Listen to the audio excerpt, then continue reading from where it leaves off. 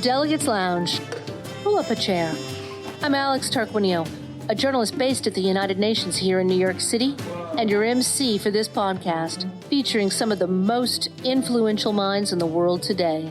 Settle in for some riveting tete-a-tete, available wherever you listen to podcasts.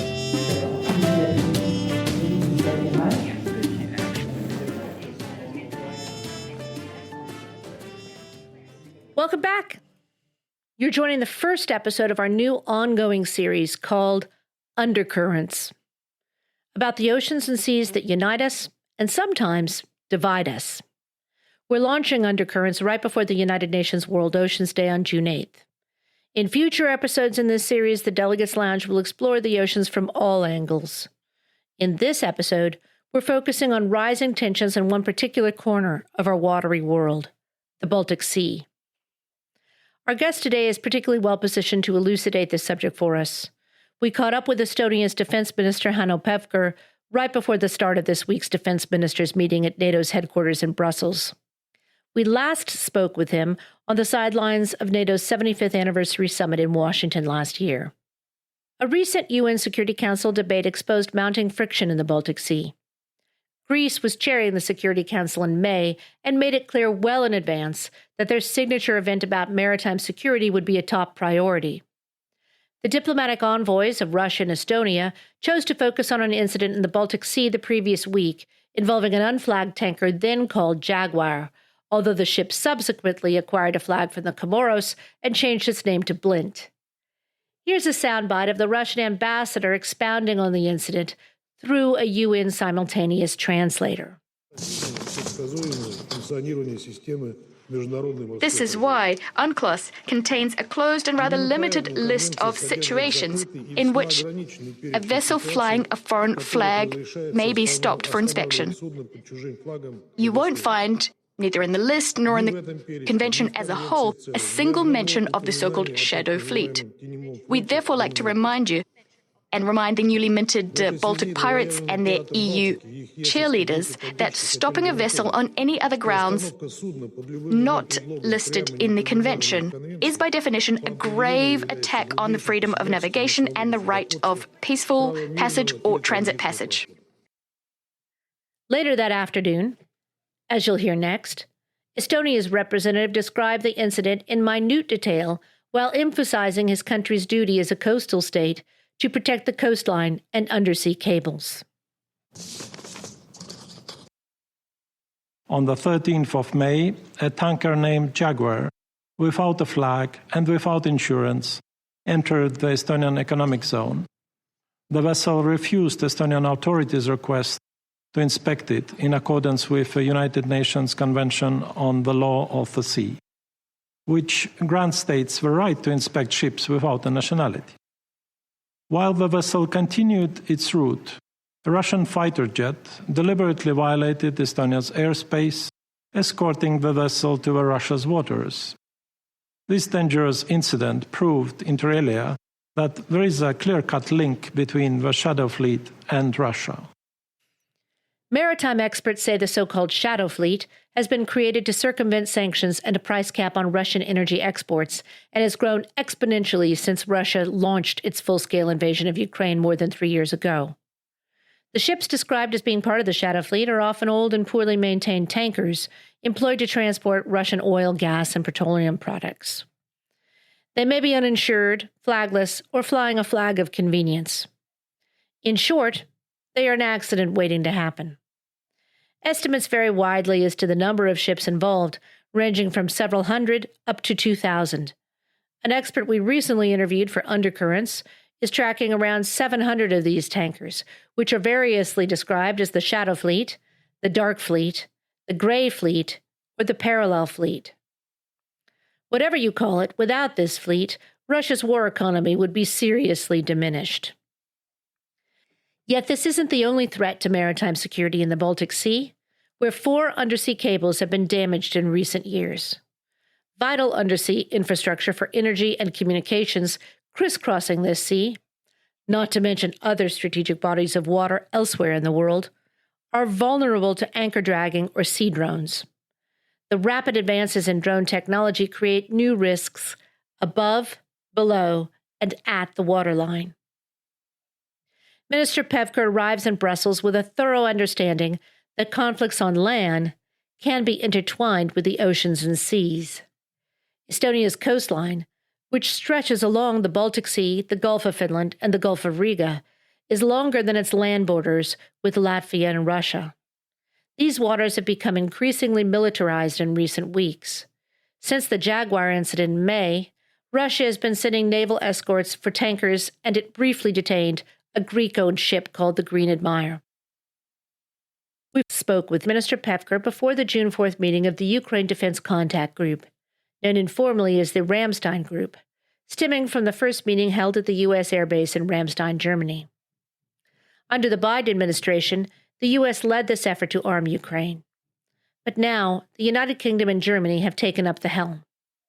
Indeed, U.S. Defense Secretary Pete Hegseth has decided to skip the meeting, although he will be in Brussels the next day to push the allies to raise their defense spending to 5% of gross domestic product, the GDP. The NATO defense ministers will be gathering around the table on June 5th, ahead of the NATO leaders meeting in The Hague later this month. Given that the Estonian defense minister is currently in Brussels meeting with his counterparts, we went on to discuss NATO's defense spending and priorities. Here's our conversation.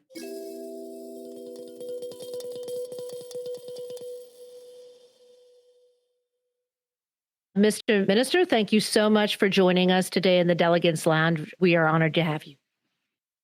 Well, thank you very much for inviting me.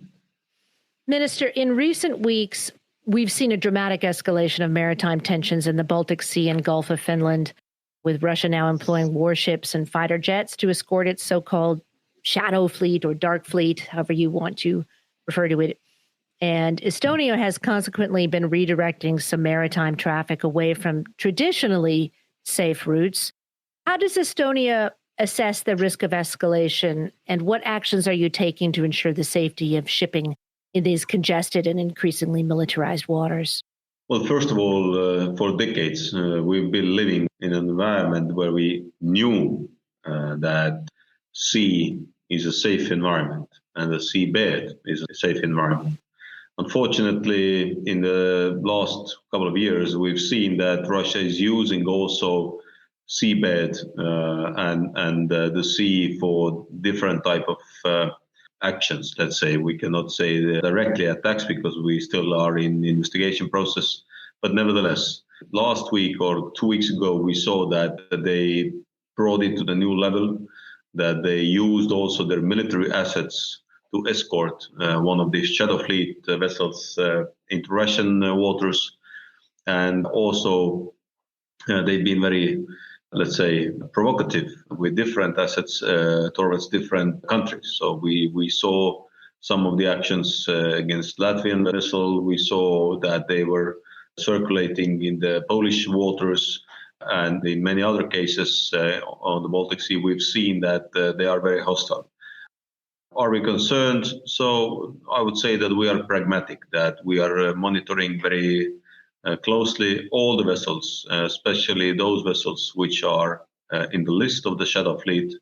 And that, of course, if needed, we will take the actions. And also we raise the question on the international level, because at the end of the day, we are all responsible for the safe sailing, for the environmental questions, and of course for the connections, because connections are the ones which are very important for all the countries, not only here in the Baltics. There's been some mixed reporting on the recent Jaguar incident. Did Estonia attempt to board the unflagged vessel off your coast, and was that access denied? I can confirm that this was a Russian propaganda, that we had an attempt to go on board. We didn't go, we didn't attempt, we didn't had a wish to go on board. We contacted the vessel as the maritime law says. The UNCLOS article, I think it's 110, says very clearly that if the vessel doesn't have a flag, there is a need to respond and to check this. So this is exactly what we did. And when we saw that there is no threat also to our critical infrastructure, then we just escorted that ship out of the Estonian waters. So there was no intention to go on board, and this is purely Russian propaganda. Well, in fact, during the recent UN Security Council open debate on maritime security on May 20th, I noted the Russian ambassador's reference to, quote unquote, Baltic pirates and his challenge to the legitimacy of sanctions against the Shadow Fleet. He said this wasn't explicitly defined in UNCLOS, the UN Convention on Law of the Sea. So perhaps this is where a lot of the story about attempting to board the Jaguar originated. What's your response to that, for example, that narrow reading of the definition of maritime law? Well, I also suggest Russians to read the UNCLOS. And it says very clearly that if the flag or if the vessel doesn't have the flag, there is a right for the military vessels or for the border vessels to approach and, if necessary, also to go on board. We didn't do that because we didn't see that is necessary, because our main goal is to protect the critical infrastructure. But nevertheless, the safe sailing is something we care all a lot. And internationally, we have to take care of that. That when somebody is saying pirates, then the pirates are Russians, because they are using the unflagged and sanctioned vessels to export their oil out of Russia and using for that the Baltic Sea. 60% of the Russian oil goes through the Baltic Sea. And when we take also the environmental question, then most of these sanctioned vessels have very bad condition. And when we take this condition, then we all understand that even the environmental risk is huge, what these vessels pose to the Baltic countries and to the sea environment. So this is why my suggestion to everyone using also this opportunity of registering those vessels, not to do that, because also when we take this Jaguar case, when it came into our waters, then just before that, they basically were, thrown out, or they were missing the flag. We all understand that there are different factors we have to take care of. And of course, when you take also this Jaguar case, then when they arrived Russian waters, then miraculously, they found a new country, which was not Gabon, but was Cormons, and then they had a new flag. So when they started to travel back from Russia, then they had already new name for the vessel, which was Blink, not Jaguar anymore, and they had a new flag. So that means that, there are still countries in the world who are giving very easily the flags and take the responsibility of the Shadow Fleet together with Russia. Yeah, you're talking about flag hopping there, which is interesting.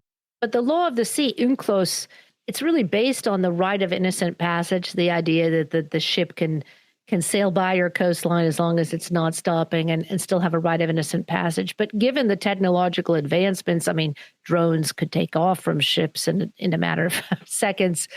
Does that still make sense, the right of innocent passage? Does it still hold relevance in the current context?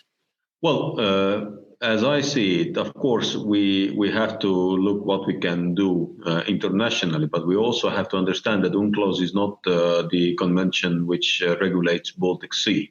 It regulates all the world seas. And this is why it's not just that we will just change the UNCLOS for that, but definitely this is the question for international community, how to regulate this, especially looking at the security point of view and looking at the defense point of view, that we need to defend our countries. And if there is a threat to our national security, if there is a threat to our integrity and independence, then there should be a possibility also to act. And this is exactly what we need to discuss internationally. Well, of course, Jaguar, there was an escalation also because Russia did violate your airspace briefly for about a minute, but it was with a fighter jet. And this is not even the most recent incident, by the way. Since then there's been the Green Admire incident. Will you ask your counterparts to invoke Article 4 of NATO to request consultations, especially regarding Russia's recent airspace violation? No, we are not planning to start Article 4 because we all understand that, Russia is testing the threshold of Article 4, Article 5 all the time, but we are calm and we have to keep ourselves calm and to react proportionally. So, as I said, we've seen in the last weeks and months many different attempts where Russia is testing us. And of course, we all understand that you cannot react or overreact to every incident.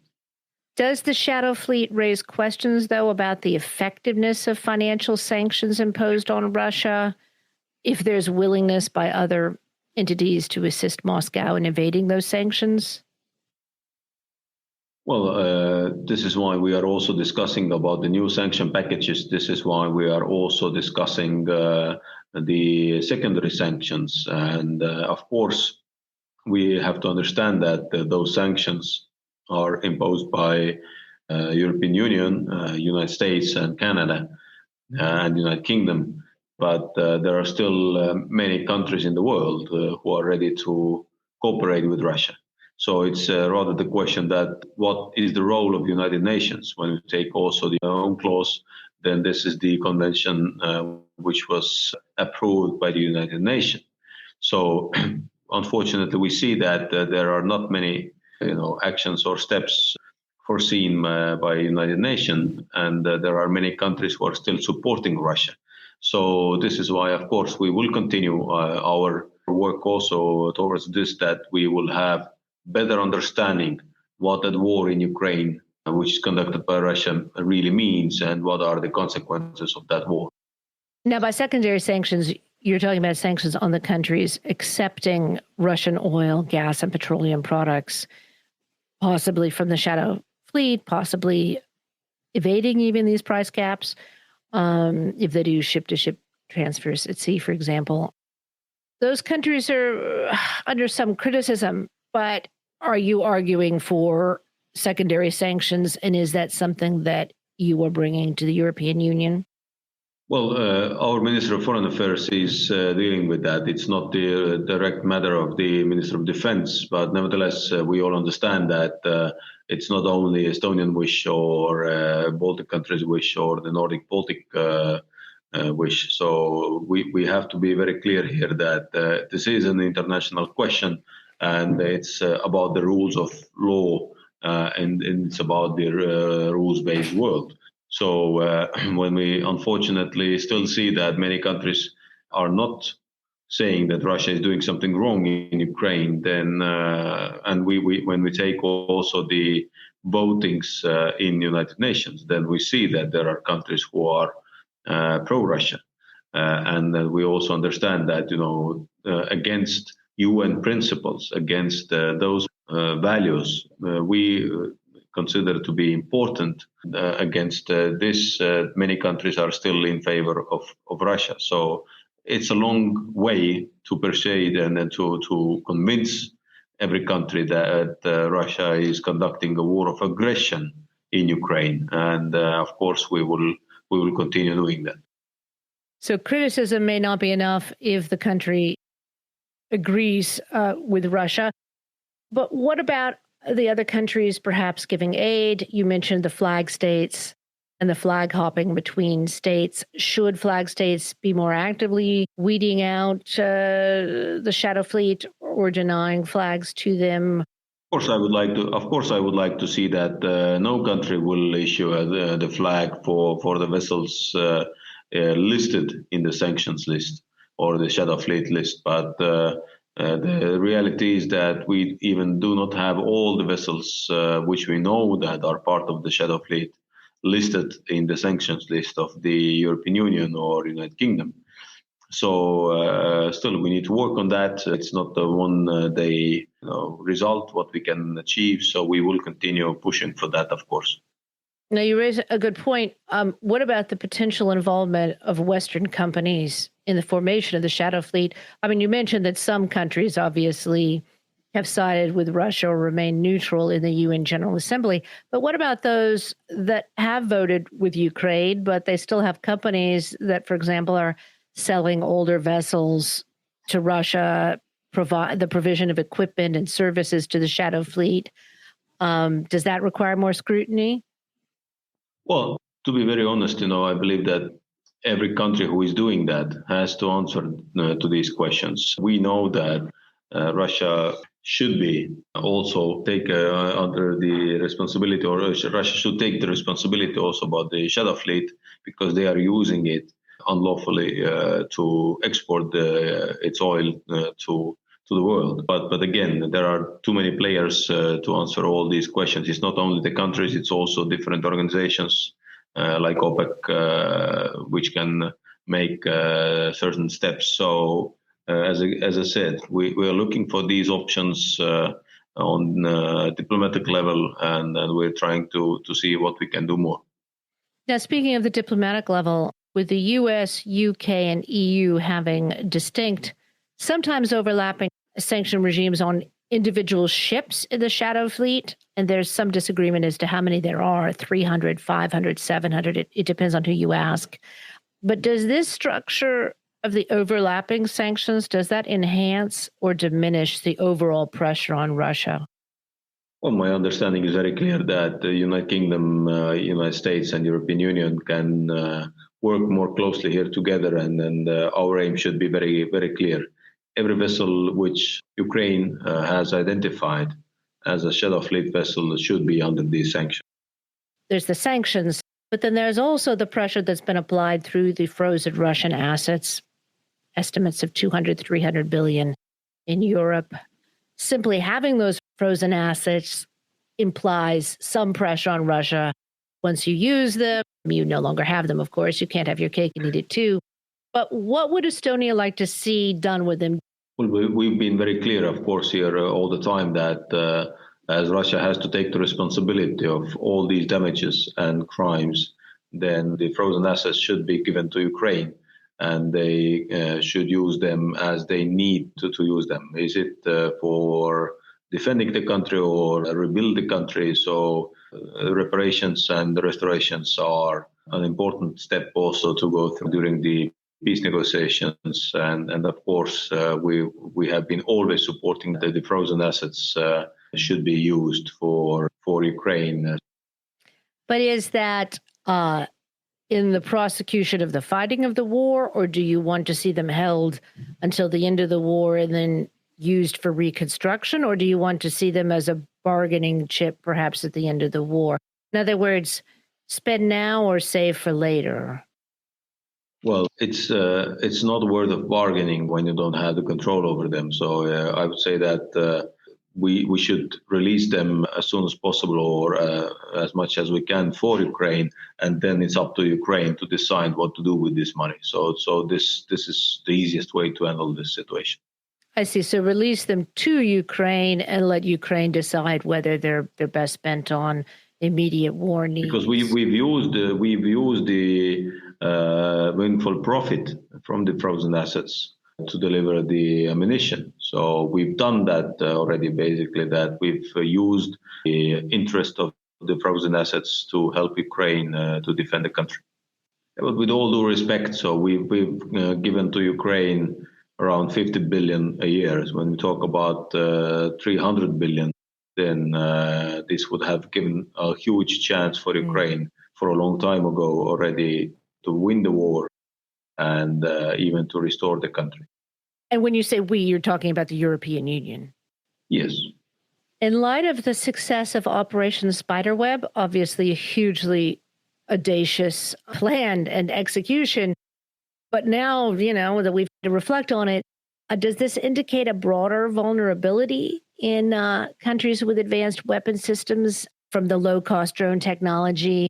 Is Estonia worried about this? I mean, given the neighborhood that you're in, and also is this something that you expect to be discussing over the next couple of days at the NATO Defense Ministers meeting in Brussels? Well, first of all, we have new regional plans and we have defense plans for NATO. Secondly, we've decided to invest a lot more into defense, and we are giving all we can to defend our country, defend our nation.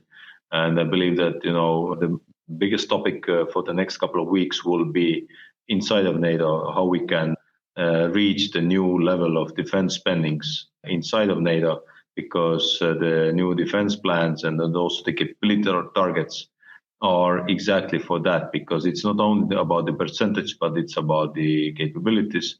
And to achieve these capabilities, we need to have more money. So Estonia is very clear here. So we need to invest more. We need to do it very quickly, not to take a lot of time for that. So this will be the main focus for upcoming weeks. What does Estonia consider an appropriate target? Obviously, you spend one of the most of any of the NATO countries, but some of the countries haven't even gotten to 2%. Are you going to push your counterparts at NATO for 3.5%, 5%, some other figure? Well, we know the target. It was set by President Trump some months ago, and he said very clearly that NATO should invest at least 5%. Estonia, we will do that already next year. We will not take 5 or 10 years for that. And we will go from basically 3.3 level to 5.4 level already in 1 year. So we will increase our defense spendings more in 1 year, as many have in the last years. So it's not a question of, as I said, yes, the 5% should be the goal, but we also understand that to reach that, we just need to see of that what the capabilities are, what we need to have to defend our countries, to defend the alliance. And when we calculate the capabilities cost, then we will see that even 3% is not enough. So this is why, of course, we are pushing the highest number we can get from The Hague. And of course, we would be happy to see 5%. But then it's when it's 3.5, of course, we will not fight against 3.5, but we would like to see that it will go higher, as President Trump also has said, to 5%. So you concur with the 5% target. It's already something you plan to do as a NATO member. Not only to plan to do, but we will do that. So this is a difference. So we are not discussing that anymore. It is decided, and then we will go to 5.4% next year. Now, what's more important, though, the actual target figure or how the money is spent? Because it's a big difference, of course, if it's spent, for example, on personnel or weapon systems, and perhaps also the choice of weapon systems, expensive, or we've been talking about some low-cost, newer technologies. Is it more important how the money is spent, or is it simply important now just to get governments budgeting to get to that higher figure? As I said, it's about the capabilities, and it is important to understand that these capabilities are not taken from the clouds. These capabilities have been put on paper by the SACEUR and his team, and have been very carefully calculated and very carefully selected. What do we need to have to defend the alliance and to give the best security guarantee for our people? So when all the countries will agree in 2 days in NATO, in Brussels, on defense capabilities, then we all have also the targets where to invest the money. That means also personnel, that means also new equipment, that means also the new emerging techs. So this is everything we need. And of course, we know that there are some capabilities which need more money and some capabilities which you can acquire more quickly. So it's a mix of everything. But as I said, it is important to have the political commitment that the defense spendings will go up, and then the defense and the military people can already start acquiring these capabilities which are needed for regional plans.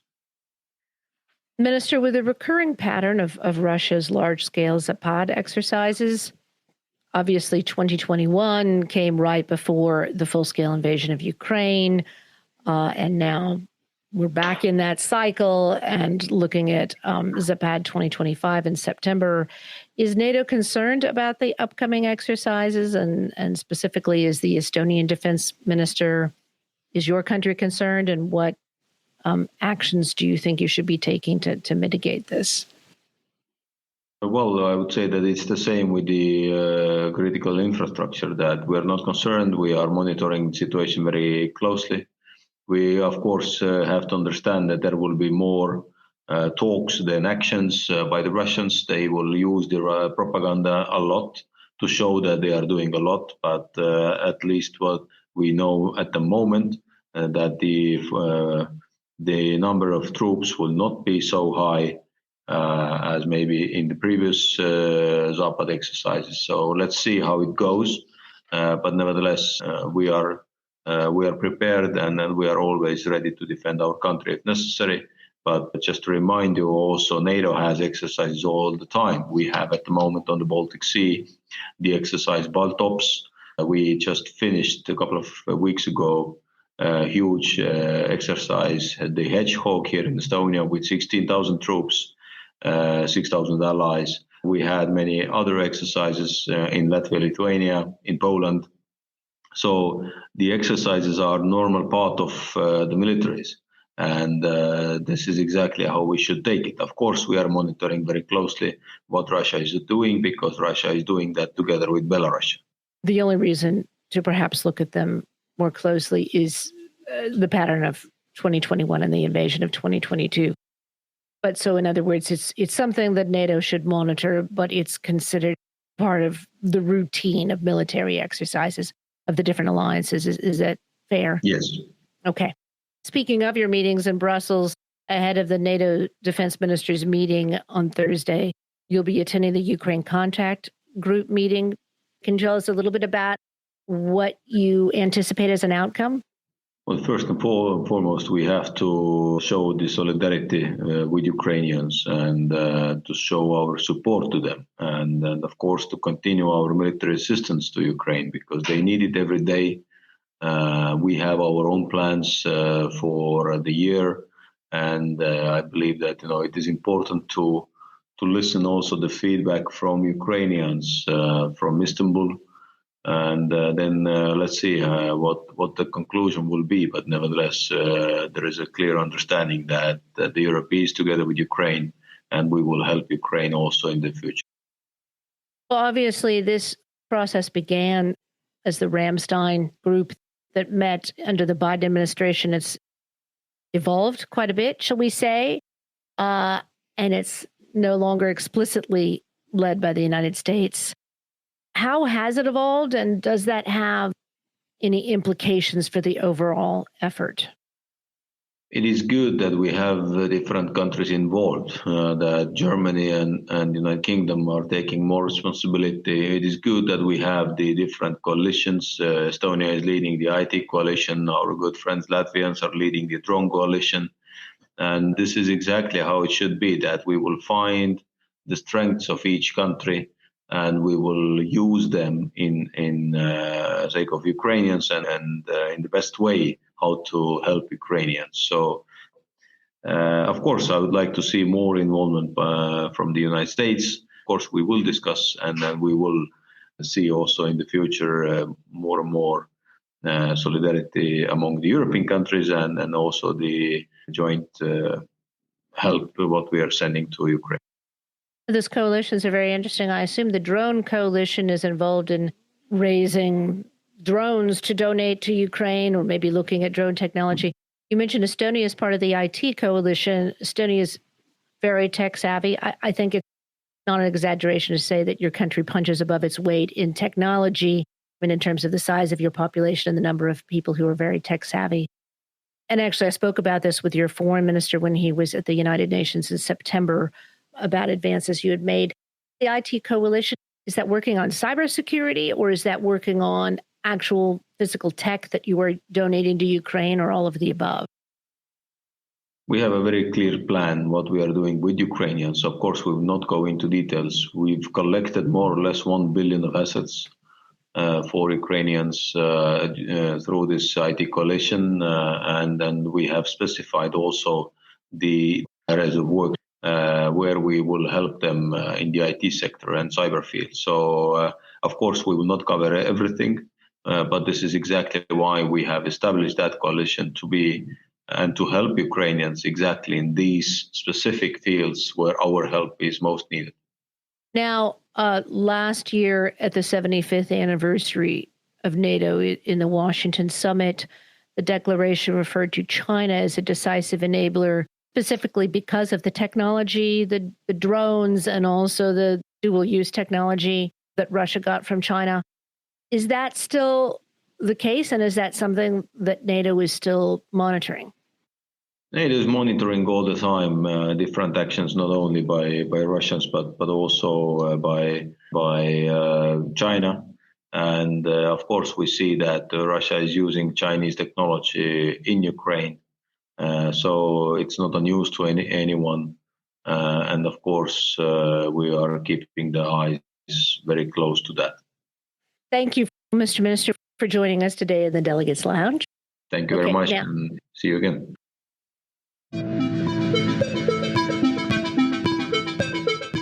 And that's it from the Delegates Lounge. We'd like to thank our esteemed guests who've graciously allowed us to share their hard-earned insights into what really matters.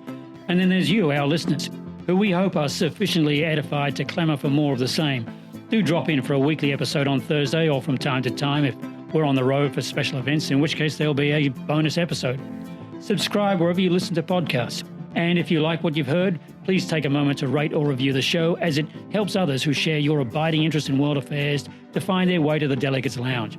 You can connect with us on many popular social media platforms or reach out to us directly at info@thedelegateslounge.com. We're a small team, so we can't respond to every message, but we will read them. Our show this week was written and produced by the host and by yours truly, executive producer Frank Radford. Until next time, keep calm and curious.